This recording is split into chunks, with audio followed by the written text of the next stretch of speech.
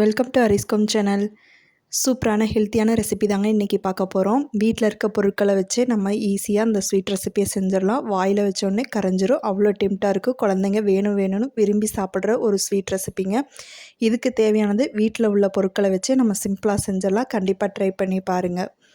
வாங்க எப்படி செய்யலாம்னு பார்க்கலாம். அதுக்கு பார்த்திங்கன்னா 1 கப் அளவு புழுங்கல் அரிசி எடுத்துக்கோங்க. எடுத்துகிட்டு இது 2-3 டைம் தண்ணி ஊற்றி நல்லா வாஷ் பண்ணிக்கோங்க. இந்த அளவுக்கு நல்லா கையை வச்சு நல்லா கழுவி விட்டு நல்லா வாஷ் பண்ணி எடுத்து இந்த மாதிரி தண்ணியெலாம் இஞ்சுற அளவுக்கு நல்லா எடுத்து வச்சுருங்க. தண்ணி இருக்கக்கூடாது. அரிசியில் தண்ணி இல்லாத அளவுக்கு பார்த்துக்குங்க.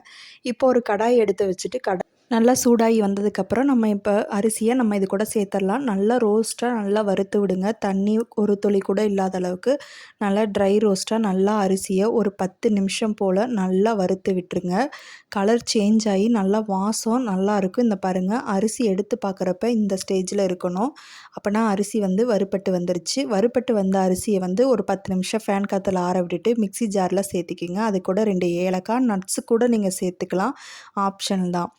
இப்போ பார்த்தீங்கன்னா பல்ஸ் மோடு விட்டு எடுத்ததுக்கப்புறம் இப்போ நான் 1 கப் காய்ச்சி ஆற வச்ச பால் எடுத்துருக்கேங்க. அதில் 1 கப் அப்படியே நான் சேர்த்திட்டேன். நீங்கள் கொஞ்சம் கொஞ்சமாக கூட சேர்த்துக்கலாம். இப்போ அரைச்சிட்டு வந்ததுக்கப்புறம் பார்த்தீங்கன்னா அதே கடாயை நல்லா ஹீட் பண்ணிவிட்டு இப்போ நம்ம அரைச்சி வச்சுருக்க பேஸ்ட்டை இதை அது கூட சேர்த்துட்டு நல்லா இந்த மாதிரி மிக்ஸ் பண்ணி விடுங்க. அடுப்பை மீடியம் ஃப்ளேம்லேயே வச்சுக்கோங்க. இதுக்கு பார்த்தீங்கன்னா 1/2 கப் வெல்லம் எடுத்திருக்கோம். உங்களுக்கு இனிப்பு இன்னும் கொஞ்சம் கூடுதலாக வேணும்னா நீங்கள் 1 கப் வெல்லம் கூட எடுத்துக்கலாம். இப்போ இந்த வெல்லத்தை நம்ம அப்படியே இந்த அரிசியோட இந்த கலவையோட கலந்ததுக்கப்புறம் பார்த்தீங்கன்னா இப்போ 1 டேபிள் ஸ்பூன் கிட்ட நெய் சேர்த்துக்கலாங்க. சேர்த்ததுக்கப்புறம் பார்த்தீங்கன்னா இந்த மாதிரி பக்குவத்தில் இருக்கும். இப்போ 1/4 கப் காய்ச்சி ஆற வச்ச பால் சேர்த்துட்டு அடுப்பை ரொம்பவே லோ ஃப்ளேமில் வச்சுக்கோங்க. பாருங்கள், இந்த மாதிரி பால் ஊற்றுனதுக்கப்புறம் இந்த மாதிரி அடி பிடிக்காத அளவுக்கு நல்லா கலந்து விட்டுருங்க. இந்த வெல்லம் கொஞ்சம் கொஞ்சம் கரையாமல் இருக்கு இல்லையா, அதுவுமே நல்லா கரைஞ்சி வரணும். இன்னும் ஒரு 5 நிமிஷம் போல் அடுப்பில் இந்த மாதிரி பக்குவம் இருக்கப்போ இன்னொரு 5 நிமிஷம் இருக்கிறதுனால இன்னுமே அந்த வெல்லம் நல்லா இதாகி வரும். பாருங்கள், எடுத்து விடுறப்ப இப்போயே பாருங்கள் கடாயில் எந்த அளவுக்கு ஒட்டாமல் வருதுன்னு.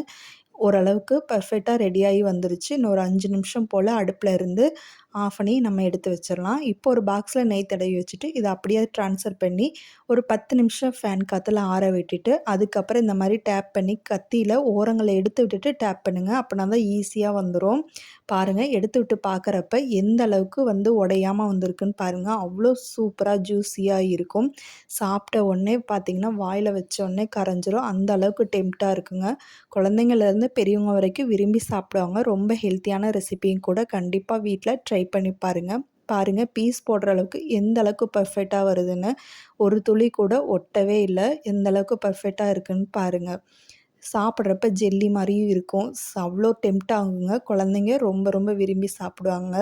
பாருங்கள் எவ்வளோ மெத்துன்னு இருக்குன்னு பாருங்களேன். பார்க்குறப்பயே உங்களுக்கு தெரியும் எவ்வளோ சாஃப்ட் அண்ட் ஜூஸியாக இருக்குன்னு. கண்டிப்பாக இந்த மாதிரி ரெசிபியை ட்ரை பண்ணி பாருங்கள். இந்த மாதிரி எளிமையான ரெசிபிகளுக்கு நம்ம சேனலை சப்ஸ்கிரைப் பண்ணாதவங்க சப்ஸ்கிரைப் பண்ணி பாருங்கள். உங்கள் ஃப்ரெண்ட்ஸ் அண்ட் ஃபேமிலியோட இந்த வீடியோவை ஷேர் பண்ணிக்கோங்க. தேங்க்யூ.